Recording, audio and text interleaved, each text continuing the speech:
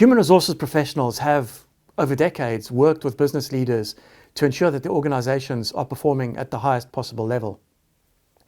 If you're an HR professional in that space, hopefully you'll find this interesting.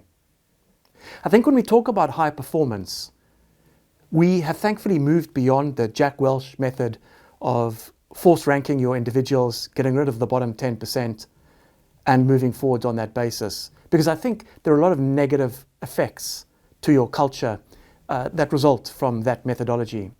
However, it is important to note that professional sports teams still use that similar methodology to create higher performance. And in actual fact, if you look at athletes today, they perform at far higher levels than they did 3 decades ago. And I would argue that that is one of the reasons why. So one has to be careful not to throw the baby out with the bathwater, as the saying says. But I do think it's a good thing that we've moved beyond the blunt instrument that Jack Welch popularized when he spoke about forced ranking bottom 10% out the organization. I think we realize now that if we really want high performance from our people and our organizations, that there are at the very least 3 things which need to be present. One is clarity.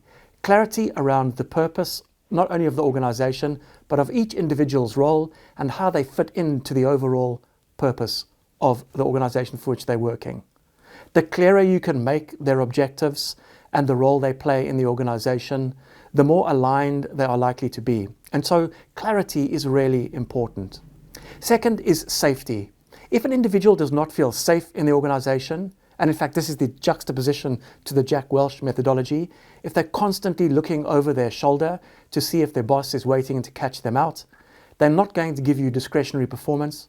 They're not going to give you discretionary creativity. They're going to follow the rules. And what you'll find is a team dynamic and an organizational culture that degenerates to a rule-bound, underperforming organization. So again, safety is really important if we want people to bring their discretionary effort to bear. And lastly, and again this does link to culture, but I think it's also separate, is the element of engagement. This is achieved by many ways, but I do want to stress that from my perspective, bean bags and free coffee don't cut it for me. And whilst for me those are gimmicks of some organizations, when I talk about engagement, I'm talking about something much, much deeper. I'm talking about the level of interaction and relationships that exist between individuals both in their teams and across teams.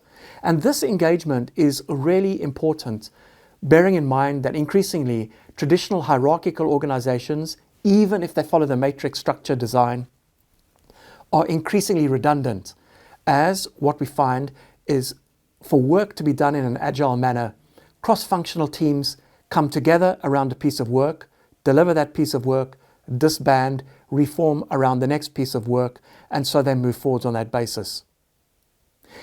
For that to really work, levels of engagement need to be high. So in summary, I would say, from my perspective, to create a high-performing team, although you need some of that professional athleticism, ethos baked in to the way you operate, manage performance, and run your reward systems, for me, far more importantly, clarity, safety, and engagement. Really interested to hear if you have any comments on that. Please put them in the comments below, and thank you.